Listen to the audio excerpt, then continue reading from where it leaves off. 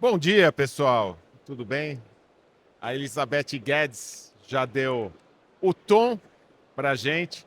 É gostoso quando a gente entra num painel, aí o pessoal já está meio aquecido, porque ela deu vários insights do que a Verdade. gente vai falar hoje aqui. Bom, para quem não me conhece, eu sou Renato Grau, sou especialista em transformação digital. Tenho uma curiosidade. Ninguém sabia que meu primeiro nome é Valdemar e apareceu em todos os painéis Valdemar Renato Grau. Muito prazer para quem não me conhecia pelo nome completo. Eu sou cofundador da Rocket Base, que está organizando esse evento, e fundador do Trends News, que está fazendo isto acontecer com esse modelo de Arena Phygital. Estou aqui com muita honra com o Ricardo Moraes, médico, assim como minha esposa, cardiologista, TED Speaker, atua na intersecção entre clínica e tecnologia, com forte atuação em IA no consultório. Sua contribuição é fundamental para equilibrar eficiência e ética. Se a máquina já organiza exames em segundos, qual é o papel insubstituível do médico? E a Beth já veio e trouxe alguns insights. Ricardo defende que a tecnologia devolve tempo ao encontro humano e ajuda a combater o burnout, mas nunca substitui a empatia na medicina. E do outro lado, de uma formação mais técnica, assim como eu, o Maximiliano Lima, é CEO da Doutor AI, mestre em engenharia. Eu não sou mestre, mas sou engenheiro também. Doutorando de administração com mais de 20 anos de experiência em liderança de operações e transformação digital. No palco traz a visão de como a IA pode ser um motor de produtividade, mas, sobretudo, de experiência ampliada para o paciente. Vai mostrar cases reais de como consultas ficaram mais rápidas e assertivas quando a inteligência artificial é aplicada com foco na jornada completa do paciente. Bom, oficialmente, uma honra estar com vocês aqui. E não poderia ser diferente a gente falar de jornada do paciente, falar de tecnologia.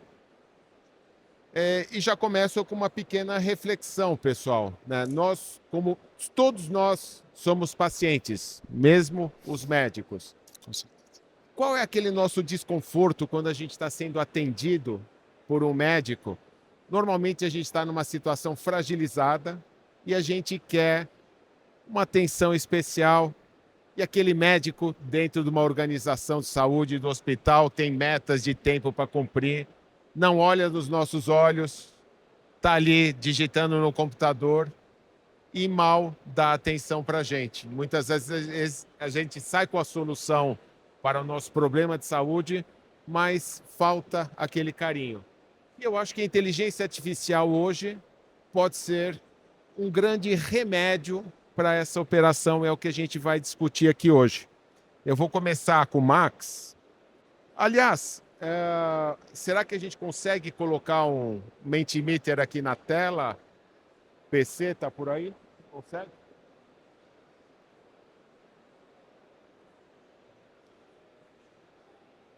Enquanto a gente vai colocando ali na tela a pergunta, o que você gostaria que a IA resolvesse primeiro num consultório? Pode ser o ponto de vista de paciente, principalmente, mas de alguém que está vivendo nesse dia a dia. E aí a gente vai discutindo aqui a respeito. E eu começo aqui, Max, né? Uma das minhas competências é ser futurista. Eu, desde 2017, eu estudo muito futuros e ficção científica é uma das fontes de estudos de possíveis futuros. Quando a gente olha o que está acontecendo um pouco hoje, você vê alguns futuros do passado acontecendo, já virando nosso presente. E eu queria que você trouxesse um pouquinho do que você tem vivido no dia a dia e proporcionado de trazer esse futuro para a jornada do paciente. Está realmente mudando o atendimento ao paciente e como?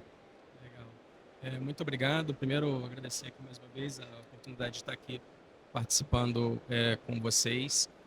Bom, na Doutora AI a gente tem vivido isso na prática. A Doutora AI é uma empresa, é uma startup focada na área da saúde, né, que olha justamente a jornada desse paciente. A gente recentemente concluiu um estudo feito com mais de 16 mil atendimentos em pronto-socorro, onde a gente extraiu algumas métricas desses 16 mil atendimentos. A primeira métrica importante, né, que a gente observou a partir da aplicação da inteligência artificial foi a redução do tempo de atendimento. E isso em 26% do tempo de atendimento. E isso é uma métrica importante para dentro dos hospitais, né? Quando a gente olha ali um pronto-socorro, o tempo de desfecho traz um impacto importante na experiência desse paciente que está consumindo esse serviço. Adicional a isso, a gente tem uma outra estatística importante, que é a assertividade na decisão do diagnóstico da IA. Então, quando esse paciente entra dentro do pronto-socorro, ali na triagem, e a IA aponta um CID para esse paciente, e no final, quando concluído a consulta desse médico, quando a gente compara esses dois CIDs, a gente percebe uma assertividade de mais de 80%. Quando a gente coloca a avaliação do médico em cima dessa equação, isso chega a 98%. Então, o que a gente tem vivido na prática é a aplicação da inteligência artificial dentro desse processo, dentro da jornada do paciente, trazendo mais velocidade, mais assertividade no diagnóstico médico e uma experiência mais fluida para esse paciente. E como fazer isso, né? E trazendo assim, o que a gente tem mudado, né? É, Desde um pouco do que a Elizabeth comentou aqui, de o paciente chegar, fazer uma triagem digital, passar por um totem, ser qualificado, toda a troca ali de informações burocráticas, de plano, carteirinha, etc. e tal, até o assistente do enfermeiro e do médico que escuta e transcreve essa conversa em tempo real, enriquecendo esse contexto que é alimentado pela IA e a IA sugerindo um diagnóstico para essa consulta, é, a possibilidade de você conversar com robôs especialistas. Então, muitas vezes você não é especialista em cardiologia, mas a gente consegue construir um robô com prompts e guardrails que trazem uma informação que muitas vezes pode complementar o seu diagnóstico. Toda a parte de interações medicamentosas, que você pode, a partir do contexto de conversa e do que foi dito ali na clínica, recomendações, você orientar o médico como um balizador, exames complementares. Então, isso tudo já está disponível e já está sendo entregue na jornada médica, a partir de alguns dos nossos clientes e projetos que a gente tem desenvolvido. Então, quando eu falo assim de visão de futuro, eu vejo assim, de fato, a IA sendo uma ferramenta, um instrumento desse médico, não só do médico, mas do enfermeiro também, no processo clínico dele, decisório, trazendo mais celeridade. E o que você comentou, a possibilidade de você estar olhando e cuidando desse paciente, porque enquanto você está falando, tudo está sendo captado, transcrito e virando contexto para essa IA. E pessoal, eu vi a demonstração da plataforma e eu tenho visto, eu vivo isso todo dia, né? Estou vendo soluções e soluções, mas a naturalidade que a IA conversacional tem é incrível. Tanto que num dos testes, você sendo um paciente ligando para a central, o Maurício, que fez a demonstração, falou: Ó, eu estou com dor no zóio. Aí a IA respondeu: dor no zóio?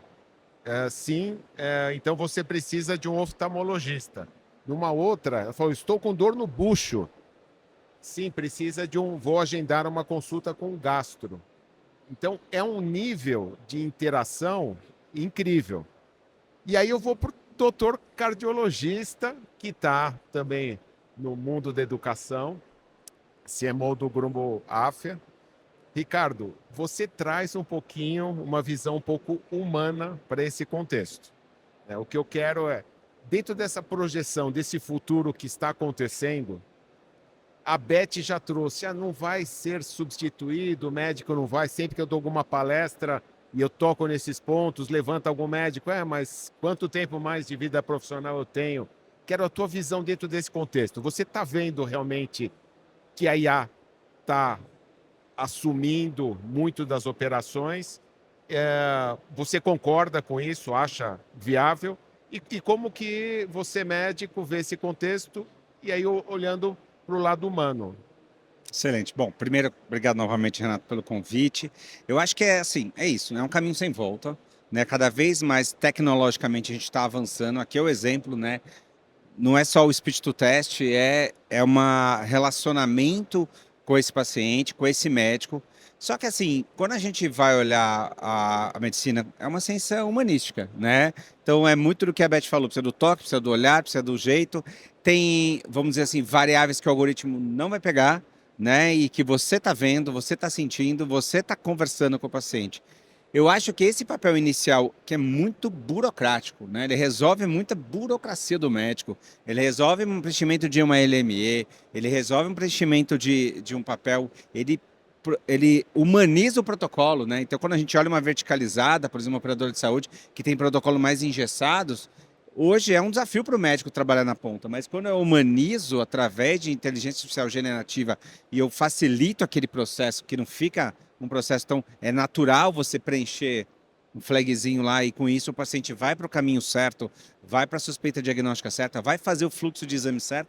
Eu estou ajudando o médico, né? Eu estou ajudando a saúde mental do médico, eu estou melhorando o NPS do paciente, mas também estou melhorando a qualidade profissional, né? A qualidade de atendimento daquele profissional. Eu acho que é um caminho que a gente vê que sem volta. Eu acho que é uma visão até de curto prazo, que o próximo passo não é tão mais tecnológico, porque tecnologia a gente está evoluindo e rápido, mas é ético, é moral. Então, como é que eu vou utilizar a ferramenta? Como é que o paciente vai utilizar a ferramenta para conversar com esse médico? Como é que eu vou poder ser cada vez mais humano, mais relacional, mais atencioso para as necessidades humanas daquele paciente, que a tecnologia não vai estar enxergando, que ela não vai estar vendo, que ela não vai estar sentindo. Cada vez mais eu vou conseguir jogar, em vez de pegar a pasta, né, e jogar em cima da mesa do médico aquele monte de exame, eu vou ter uma facilidade de captação de informações, de unificação, de interoperabilidade dos dados, que é o nosso desejo, que vai facilitar a vida do médico na outra ponta, para conversar, para olhar, para pegar no paciente, para ter uma conversa ética de final de vida, para poder fazer ver a experiência do paciente em relação à doença, o que ele está sentindo, coisas que humanas do relacionamento médico-paciente que a IA ainda, diria ainda, não está substituindo nem por enquanto vai substituir. O ainda é muito importante no contexto. É, Que a gente faz algumas previsões, faz alguns estudos, mas certeza absoluta a gente não tem de muita coisa a não ser que vai mudar. com certeza. E Ricardo, você é médico e trabalha num dos maiores grupos de educação do Brasil. Como você vê, como médico, e aí você está no grupo de educação, qual o caminho natural que o médico vai ter para ele se adaptar a esse novo mundo? Pergunta difícil, né? Eu acho que assim, não tem um caminho natural, mas tem um caminho que assim, natural dessa geração nova, né? Nativa digital, que já consome conteúdo, já se informa, já se relaciona com a tecnologia de forma diferente do que eu me relacionava, do que os médicos da minha geração e das gerações anteriores se relacionavam. Então já é natural dele. Então ele já está consumindo conteúdo tecnológico no seu dia a dia. Então, naturalmente, eu acho que tem que estar na grade curricular, muito do que a Beth falou. Então, a gente tem uma grade curricular muito ainda engessada, muito ainda no modelo tradicional, e que cada vez tem que incorporar tecnologia no dia a dia para eu dar os skills certos para esse estudante de medicina, para quando ele sair, ele saber utilizar essa ferramenta de forma mais assertiva, novamente de forma mais ética, sabendo que o paciente dele na outra ponta está utilizando. Então, eu acho que tem que fazer parte da formação dele. Ele já consome. A gente vai ter 1.132.000 médicos em 2035, segundo a demografia médica que saiu. Desses, 55% serão mulheres. 85% vão ter menos de 45 anos. Então, eu falo para todo mundo, quem vai cuidar da gente é uma mulher jovem, nativa digital. Como é que eu vou me relacionar com essa médica? É diferente, mas é melhor, é baseado em tecnologia, que ela já vai estar, já vai saber, já vai ser do dia a dia dela, se eu der os skills certos para ela. Falando de skills certos, né? Não sei se vocês sabem, mas 84% dos erros médicos são causados por problemas de comunicação. E aí a gente tem excelentes universidades no Brasil que formam excelentes médicos, mas com hard skills. Eles são excelentes técnicos, mas faltam soft skills que a gente tem trabalhado num dos projetos da Rocket Base, o Medical Growth Institute, de trazer justamente esses soft skills, essas competências que o futuro está oferecendo, mas os médicos nem sabem que precisam. Então, acho que a gente tem uma missão grande para trazer esse pessoal para uma nova realidade e aí entra numa recapacitação, no reskilling.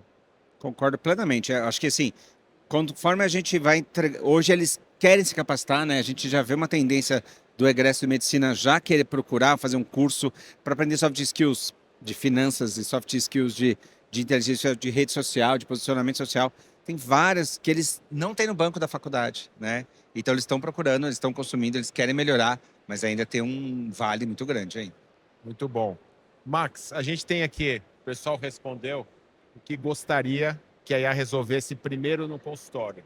Primeiro lugar, disparado, documentação e triagem. Depois, agendamento. Olha só, como tem processos burocráticos que as pessoas ainda estão sentindo isso de dor. Aí, tenho certeza que esses problemas vão ser resolvidos facilmente, podem ser com tecnologias já existentes. Mas o que eu queria que você trouxesse dentro do que você tem visto com a implantação da tua plataforma em hospitais, algumas coisas não óbvias, alguns resultados que vocês têm visto não óbvios como esse, documentação, agendamento, que vocês falam, nossa, e eu vou falar isso porque um dos hospitais que vocês estão implementando no Nordeste, o Maurício me mostrou um feedback do médico, de uma mulher de 26 anos, que em tese deveria voltar para casa depois do atendimento hospitalar, e a plataforma falou, não, a hipótese diagnóstica é outra, ela deve ficar ir para UTI e uma vida foi salva. É isso. Na verdade, assim, o que a gente tem observado, né? Algumas coisas, né? Eu tive a oportunidade de estar na implantação dentro dos boxes de pronto atendimento, né? E ali a gente consegue entender a dimensão e o impacto da tecnologia no dia a dia da clínica médica ali. Uma delas é esse relato do Maurício, né? Na verdade, o paciente chegou relatando o quadro de dor de cabeça, desmaio e dores nas pernas. Essa parte da dor na perna, ela foi dita na triagem, mas não foi dita na consulta. E o médico ali examinando e tal, não sei o que, ele ia dispensar o paciente. E a IA fez a leitura de todo o contexto, desde a triagem, consulta, tudo, e falou, olha, existe uma possibilidade de como é que se diz? Agora me fugiu o nome aqui, mas uma doença relevante, né? Um quadro relevante. É uma Trombose. trombose. Exatamente, me fugiu a palavra, uma trombose. Sugiro que você faça um exame, uma avaliação mais profunda. E assim foi feito. Foi feito uma tomografia, onde apontou uma trombose de seio transverso. E esse paciente, em 2 horas, já estava internado no CTI com todos os cuidados médicos. Então, era um paciente que, se esse contexto da triagem tivesse sido perdido, provavelmente ele teria retornado para casa e a gente não sabe se haveria uma fatalidade ou não, mas teria uma complicação maior do que se não tivesse a IA ali atuando junto com eles. Então, assim, existem inúmeros casos. Tem um caso de brucelose, onde um paciente chegou relatando ali, depois da análise, foi diagnosticado um quadro de sepsis, e ninguém sabia exatamente fechar o quadro. E a IA falou, pergunta se esse paciente mora na área rural. Aí o paciente mora na área rural. Pergunta se ele teve contato com algum animal. Aí o paciente falou, olha, eu fiz o aborto da minha cabra. E aí a IA falou assim, olha, existe um indício aqui de brucelose. E aí quando foram investigar, de fato era brucelose. Assim, o que a gente tem percebido, né, de novo, e aqui para a gente está muito claro, né, a IA nunca vai substituir o médico, nunca vai substituir o cuidado médico, o toque, muito bem falado aqui pela Elizabeth, por todos, a proximidade, o olho no olho, então assim, isso nunca vai deixar de existir, nunca vai deixar de acontecer. Agora a IA, ela vai cada vez mais se tornar uma ferramenta para esse médico que está no dia a dia lidando com pressão de metas e resultados, ali no pronto-socorro, na correria, paciente entrando, saindo, ela acaba sendo uma ferramenta para evitar o burnout, né, para entregar mais resultado e um atendimento de mais qualidade, seja num diagnóstico mais preciso, seja na proximidade, no acolhimento que foi dito aqui. Então essa é uma das crenças que a gente tem. É uma coisa também importante dizer, né? Eu tive a oportunidade de treinar mais de 100 médicos na nossa plataforma de inteligência artificial e presenciei 2 semanas implantando, atendendo junto do médico, ali no box do pronto-socorro. E eu ficava muito preocupado com o paciente. Eu falava, poxa, será que esse paciente vai reagir bem? Né? Porque sempre tem aquela coisa do médico, assim, você fala assim, pô, o médico está buscando no Google uma interação medicamentosa, né? Tipo, o paciente fica assim, poxa, será que esse médico de fato está aqui capacitado para me atender? Enfim, a aceitação desse paciente, a ferramenta de inteligência artificial é muito positivo, né? Tem relatos ali de pacientes falando: nossa, você está usando a inteligência artificial para me diagnosticar? Poxa, então que legal. Então passa mais confiança para esse paciente. A minha experiência, 2 semanas implantando essa ferramenta dentro de boxes de emergência em hospitais. Então, isso é uma coisa, assim, tentando resumir aqui sem querer estourar o tempo, mas é uma coisa que vai ser uma ferramenta importante para o médico no futuro. Eu acho que traz uma visão mais segurança para o paciente que está ali e para o gestor de hospital que tem essas consultas, esses registros completos, né? Porque tudo é transcrito, sumarizado em linguagem médica e 100% cadastrado no RP médico, traz mais controle, mais visibilidade, mais informação, mais gestão para o hospital. Então, no final, você tem um sistema que performa mais, que produz mais de forma mais assertiva e com mais qualidade. Perfeito. Ricardo, o Max falou a respeito de burnout de médicos. Você tem alguma informação a respeito de realmente os médicos vão ficar mais tranquilos com a utilização de IA e essas ferramentas? Eu diria, o inverso eu já sei, que eles não estão tranquilos hoje, né? Então a gente sabe que de 3 a 6 vezes mais taxa de suicídio no profissional de saúde médico é maior que outras profissões. 3 a 6 6 vezes. é surreal, né? É muito alto. Quem cuida da nossa saúde não está conseguindo cuidar da própria. E ele não consegue cuidar da própria, e os estudos demonstram um pouco isso, por preconceito, né? Ele não quer abrir pro colega dele que ele tem uma depressão, que ele tem um transtorno de ansiedade, que ele tem outro quadro de saúde mental, porque ele tem medo de abrir para outros pares que ele pode ter um problema de saúde mental e ele não pede apoio. Ele não se cuida, ele se automedica e ele se prejudica, né? Então, assim, a gente sabe que o cenário atual, principalmente no cenário pós-Covid, é cada vez mais emblemático. O Setembro Amarelo está para isso. A gente até, na AFA também, fazendo um apoio para os médicos com problemas de saúde mental, tentando suportar. Então, isso a gente já vê. As evidências que a gente consegue demonstrar que estão saindo na literatura estão facilitando a vida do médico a partir do momento que eu só não jogo a informação. Então, não adianta, vou dar o exemplo, né? O Apple Watch me dizer que o paciente está com fibrilação atrial e aí mandar para o médico. Você está burnoutando o médico, né? Então, se eu conseguir criar uma jornada que a inteligência artificial vai responder para esse médico, para esse paciente que está falando que está com fibrilação atrial, um próximo passo, um telefone de emergência, procure o hospital, não só acione seu médico, né? Então, assim, se a gente continua nessa jornada, a gente provavelmente vai ver a redução. E as evidências que a gente vê fora começam cada vez a dar essa clareza. Tem um estudo que foi feito em Ohio, muito do que você estava falando, Max, que eles pegaram os pacientes que tinham dor no peito, né, sugestivo, que poderia ser do coração, mas tinham um eletrocardiograma normal e que foram de alta. Esse eletrocardiograma normal foram avaliados, eles tinham a sensibilidade totalmente invisível aos olhos humanos de diagnóstico de infarto em 64%. Então, muita gente que foi embora estava infartando, né? Muita gente que foi embora no fluxo tradicional estava infartando. Como é que esses pacientes que estavam ali poderiam voltar para o sistema, tudo? Então, o que eles pegaram? Ajudaram o médico a fazer o diagnóstico de suspeição de que o paciente estava tendo infarto para ele poder ficar. E levaram o fluxo de atendimento através de agente de inteligência artificial para esse paciente para fazer uma evolução, uma internação. Eu facilitei a vida desse médico, podia ter infartado ali na esquina o paciente, ele teria uma responsabilidade legal e ética associada a isso, e só que por quê? Os exames são normais, até que se prove o contrário, né? Então ele não estava errado, mas modelo americano, obviamente, né, de processo é muito grande, e com isso a gente facilitou a vida desse médico. Aqui é um exemplo, né, de que a gente vai ajudar através disso. E, obviamente, toda essa burocracia associada, todo o desafio de uma jornada de um atendimento numa operadora de saúde verticalizada, que o tempo é importante, que a gente precisa ter um relacional, o NPS do paciente é associado diretamente a isso, o suporte à decisão que você vai facilitar a vida desse médico